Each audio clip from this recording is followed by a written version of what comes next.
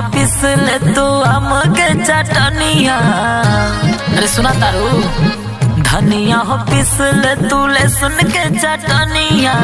चल धनी करे अब गेहूं के कटनिया।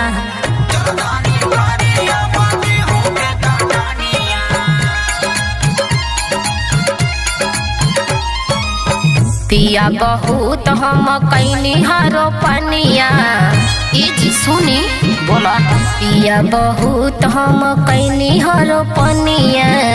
ए सोना होई पिया चैत के कटनिया।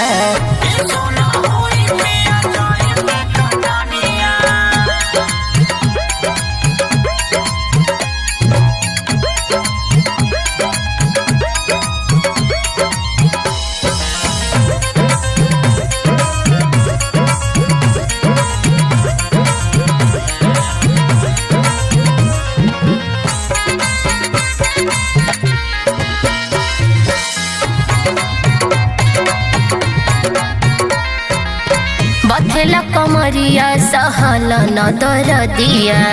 कबहू कमर में न छापे लहर दिया। खाली अपन काम निकालेला बस। बथेला कमरिया सहल न दरदिया। कबहू कमर में न छापे लहर दिया। बाटे टूटल पौआ के पैजनिया। बाटे टूटल पौआ के पैजनिया।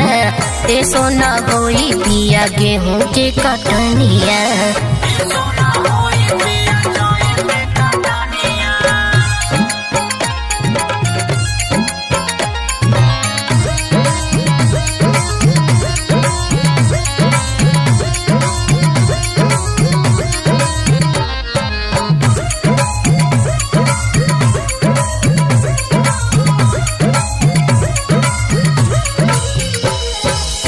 माना मोर बचनिया हमार दिल जनिया। सोरह सिंगार हम कराई देबै धनिया। अरे हम जानतानी। अरे सुना तारो का हो बोला। माना मोर बचनिया हमार दिल जनिया। सोरह सिंगार हम कराई देबै धनिया।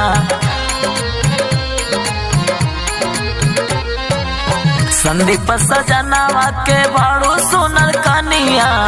संदीप सजनवा के बाड़ू सुनर कनिया। अब चल करे अब गेहूं के कटनिया है।